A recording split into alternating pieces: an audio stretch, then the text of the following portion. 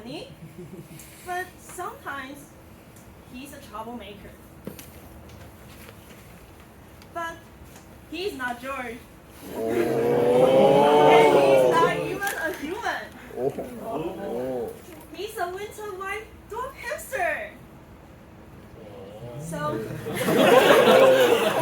after my college entrance exam, I asked my parents for my longing dream. I want a pet.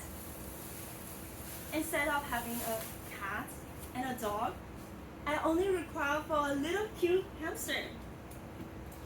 But still, we still have a small argument and a tiny family revolution. And finally, because of my communication skill, I persuaded. So we went to the pet shop the day after it. But when we got to the pet shop, there's a cage of them. There was like thousands of them. How do we choose the one to take home? So instead of having a hard time like selecting them and picking them, I want them to decide their own life. So surprisingly, when I put my hand inside the cage, there's this little cute creature just climb off my finger immediately. And he looked just like the Simba in the Lion King. So after finding all the stuff he needed, we finally took him home. And that is the story how I met my best friend. But how do we become the most intimate bestie? At first, he saw me as the biggest threat in his life. He yelled at me, "Gee!" And he hid immediately the moment he saw me. I was so disappointed because contrasting him, the smart pet online is so cute. But I did not give up. I tried to train him like a dog, using psychological methods to let him love me. So I tried to give him a treat whenever he reacts to his name, and tried to pet his head while he was eating. Wow, it really worked. He started to recognize me. I was so surprised and happy. I'm so surprised and happy. But because of the training, his size grew rapidly too. Yeah. He is so fat. Sometimes we call him the big fat mice. Big tight. Yeah.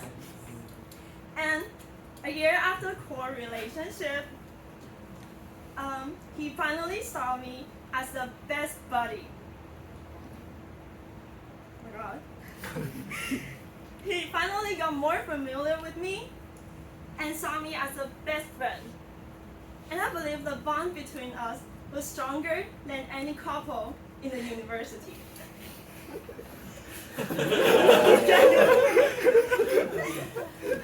And he was a great listener. And he also seems to have a connection with my feelings too. Sometimes when I feel depressed and anxious, and I try to explain all the drama that happened in my life, he will just sit there quietly and murkily, and he will never judge me. Yeah, of course. And I thought that he was so smart. And after that, he would lick and bite my finger lightly to comfort me. And that is how we get to our honeymoon during the relationship. And at the last, he even knows how to kiss me. When I say, kiss me, then he will just reach up to my nose. Yeah, he cannot distinguish which one is lip and which one is nose. Yeah. But this happened. He got a tumor, as you can see. It's almost a quarter of his body. he couldn't even walk properly with that. So uncomfortable as he was, my family and I decided to take him to the vet and try to get rid of it. Unfortunately, the vet told us that the surgery might not be easy and it might be difficult for him to awake again.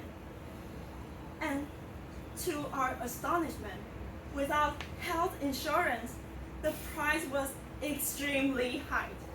Like, it only cost me like $50 to buy him, but the surgery is almost 6,000 NT dollars. But we still paid for it because we loved him so much. And after that, fortunately, he came back home successfully. And I never feel so happy and grateful to hug him after he recovered. And I think that is the story of my best friend. And I hope that after listening to this story, not the one that take him to the vet, I hope you guys get some interesting in having a hamster. Because I think that hamsters are more easier to interact with than a human. And this one is my hamster now. I got a new one now. So I would say the last one is my ex-best friend, but this one is my now best friend. And his name is Nini, and he is so adorable, and I recommend you guys to have one hamster too. Yeah, back to you, Nini.